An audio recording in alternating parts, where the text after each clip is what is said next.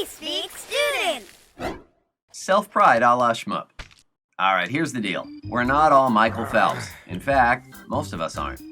As much as our mothers might wish we had 22 going on however many Olympic medals, well, she more likely got this instead.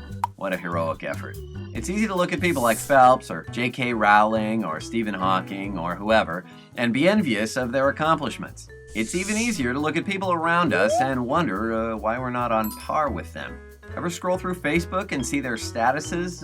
About how happy your friends are with their new job and their new significant other or their killer tan they got on the trip to Cancun? Well, and then you check out your page, which is essentially a love letter to your cat, pizza, and sleeping. Well, newsflash. Just because you're not sunbathing on the beaches of Cancun doesn't mean you're not doing some cool things. So you don't have to have 22 Olympic gold medals.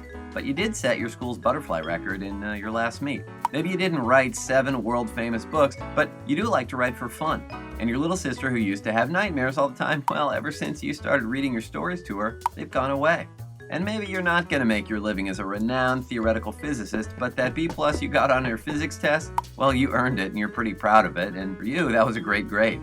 Well, getting down on yourself is easy, especially when it seems like everyone around you has their life figured out. Here's a secret. No one ever has it all figured out. Even Phelps is always pushing to be better and shave off a half second or two.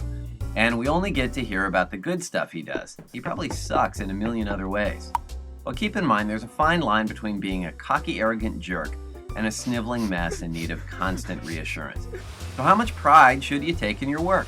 Well, let's look at this girl. She got the lead in her play. She worked hard and delivered a great performance. You tell her she was fabulous and she replies like this. Charming.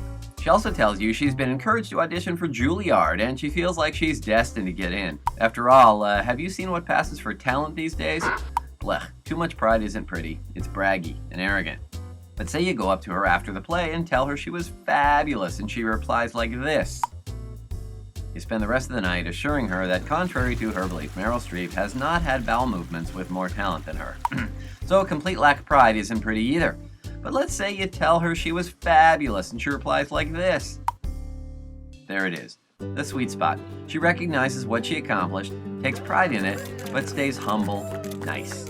Bottom line is that you can beat yourself up all you want over not being Michael Phelps, but chances are you've got something else to be proud of, and you're probably the best at being you. It might not make the front of a Wheaties box, but it might very well make the door of your parents' refrigerator, and eventually you'll find someone you love who loves you back, and then life's really good.